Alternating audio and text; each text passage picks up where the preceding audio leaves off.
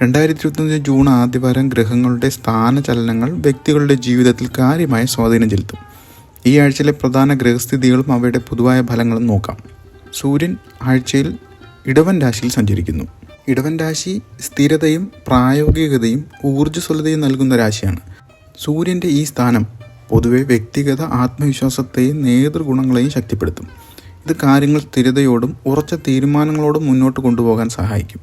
ചന്ദ്രൻ ഓരോ ദിവസവും മാറിക്കൊണ്ടിരിക്കും. ഇത് വ്യക്തികളുടെ മാനസികാവസ്ഥയിലും വൈകാരിക സ്ഥിരതയിലും ദൈനംദിന അനുഭവങ്ങളിലും കാര്യമായ സ്വാധീനം ചെലുത്തും. ചൊവ്വ ജൂൺ 7 വരെ കർക്കിടകൻ രാശിയിൽ ആണ് സഞ്ചരിക്കുന്നത്. തുടർന്ന് ചിങ്ങൻ രാശിയിലേക്ക് മാറുന്നു. കർക്കിടകത്തിൽ ചൊവ്വ നീചാവസ്ഥയിലാണ്.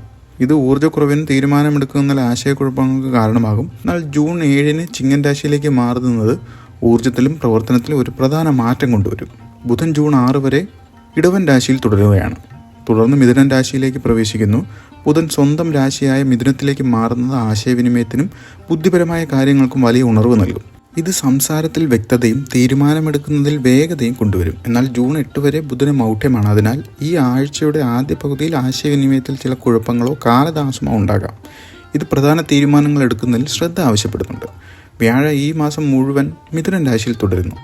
മിഥുനത്തിലെ വ്യാഴം അറിവിനും ആശയവിനിമയത്തിൽ ഊന്നൽ നൽകുകയാണ്.